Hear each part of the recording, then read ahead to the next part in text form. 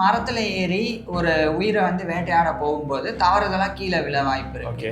இல்லைன்னா ஒண்ணுக்கு சண்டை போடும்போது மோதும் போது அடிபடும். ஸோ அந்த மாதிரிலாம் அடிபட்டு காயம் ஏற்பட்டுச்சுன்னா அதுக்கேற்ற மாதிரி அது வந்து தன்னைத்தானே வந்து சிகிச்சை கொடுத்துக்குது.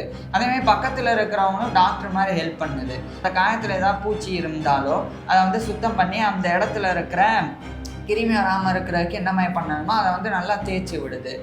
காட்டிலேயே வாழக்கூடிய சில பூச்சிகள், அந்த மாதிரி சில பூச்சிகளை எடுத்து நசுக்கி அதை அப்படியே காயத்துல வச்சு தேய்க்குது. அது ஏன் அதை பண்ணுது? சில நேரங்கள்ல மூலிகை செடிகள் இருக்கு, அதனால மென்னுட்டு அதை வச்சு வைக்கிறது, இல்லைன்னா அப்படியே வந்து கட்டு மாதிரி கட்டு போடுறது. ஸோ இந்த மாதிரி எல்லாம் கூட இந்த சிம்பன்சிகள் வந்து பண்ணுது.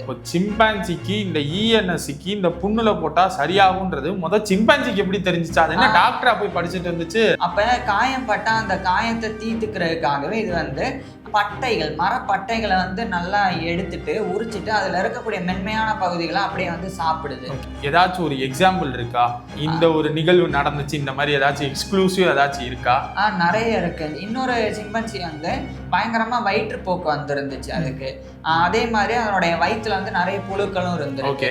அப்ப அந்த சிம்பன்சி கூட்டத்தை விட்டு தனியா போயிருக்கு. எங்க போயிருக்கு அப்படின்னு பார்த்தா, இது எப்படி இப்போ ஒரு சிம்பான்சிக்கு தெரியுதுன்னு வச்சுக்கிறோமே, இந்த சிம்பான்சி அடுத்து வர்ற சிம்பான்சிக்கு எப்படி கன்வே பண்ணும்? இப்போ சிம்பான்சிக்கு அடிபட்டா அது வந்து ஒரு சில மூலிகையை பயன்படுத்துதுல, அதே மூலிகைகளை மனிதர்களுக்கு பயன்படுத்தினால் அந்த விஷயங்கள் கியூர் ஆகுமா? அந்த பிரச்சனைகள் கியூர் ஆகுமா?